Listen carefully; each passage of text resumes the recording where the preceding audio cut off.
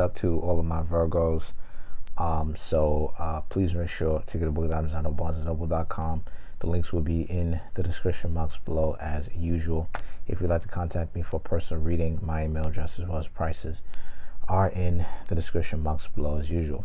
Okay, so the cards that I come up with are the the Chariot, the Death card, the Six of Swords, the Two of Swords, the Four of Cups, the Ace of Swords, the Three of Wands, the Devil, the Lovers, wow, okay, and the Nine of Wands. 1, 2, 3, 4. Okay, very interesting spread. Okay, where do I even start? Let's start from the beginning. So the Chariot, the Death, the Six of Swords, you Virgos are moving forward in a very big way, not letting any past, well, Cancer is about feelings and emotions, and the Death card, which represents Scorpio, is about control, right?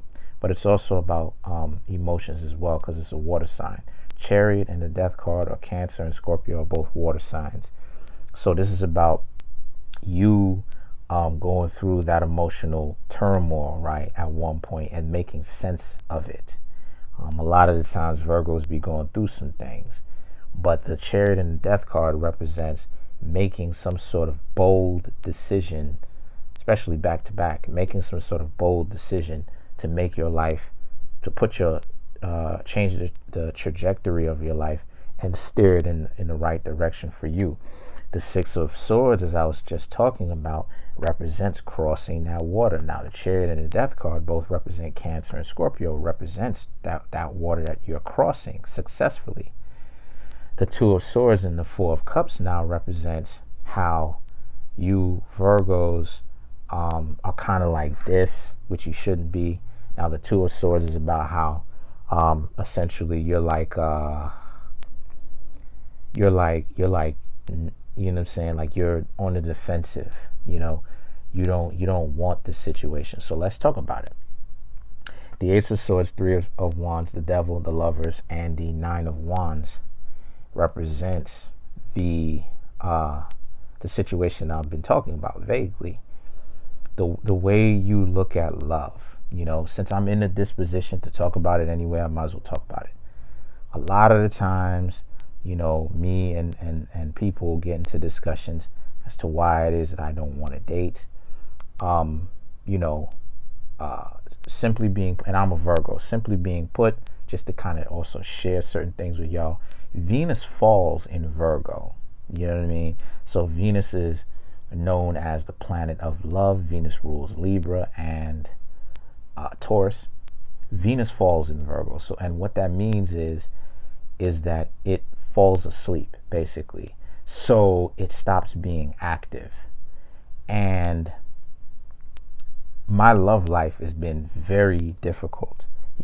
Like, you got to understand that my longest relationship, I guess you can say, if you could even say that, is been about around where you know what I mean, where it was something real, right, where I actually got something out of it, was around 4 to 6 months. And a lot of that 4 to 6 months was like the person not really understanding me whatsoever and putting their own emotional, their own emotional stamp on it, as opposed to actually seeing what I am saying to them. And why is that important? Am I sharing this just to go ahead and do all that? No, I'm sharing it because the way you Virgos, or Virgo in general, perceives love, you have options here. You can either decide to end the buck, or you can go ahead and actually decide to keep pushing forward and find the person by keep on dating. Me personally, right, just to kind of share some more, the way that I interact with the opposite gender, I try to do it very clean, very respectful as much as I possibly can. I don't really necessarily, and I've told females this, I don't really necessarily like to let them go immediately. I like to really have them around still in my life, even if it worked or it didn't work out.